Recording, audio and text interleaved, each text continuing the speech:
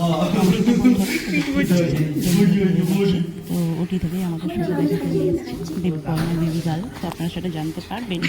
তার আগে একটু সাধারণ একটু সমস্যা আছে, তার জন্য লাইটের কাছে বেগুনি রশ্মি নিতে হবে, সেই জন্য ওখানে রাখা হয়েছে। তো দেখুন মাঝে মাঝে প্যায়া প্যায়া করছে, তাহলে চুপ করে গেছে কাজ যেটা। সবাই ভীষণ খুশি, ভীষণ একদম মানে বলে বোঝানো যাবে না। এই ফিলিংসটা শুধু মায়েরাই বোঝে। আনন্দ সবার হয়, কিন্তু মায়ের মতন ফিলিংস কি কারোর হয়? সবাই খুব আনন্দিত। তো যাই হোক,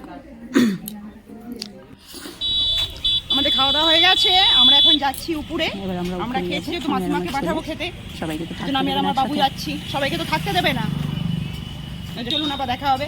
আমরা এই দেখুন চলে এসেছি, পুচকুটাকে গলে নিয়ে আছি, একটু ভয় ভয় লাগছে। এবার যাবো পুচকুটার জন্য কেনাকাটা করতে, যেটা তো ভীষণ খুশি।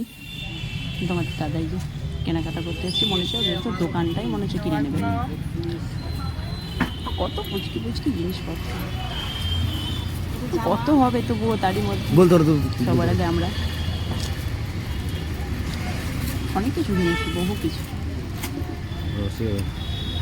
মানে এই আনন্দটা বলে বোঝানো যাবে না।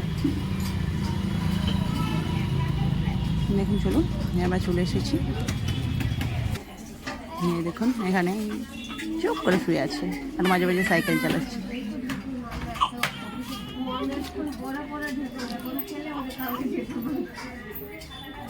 আমার যাকেও বেডে দিয়ে দিয়েছে,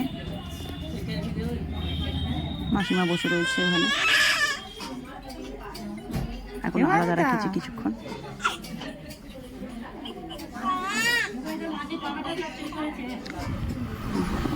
আমরা বাড়ি যাবো।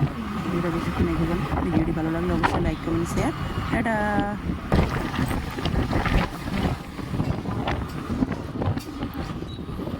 দেখতে পাচ্ছি প্রচুর অন্ধকার।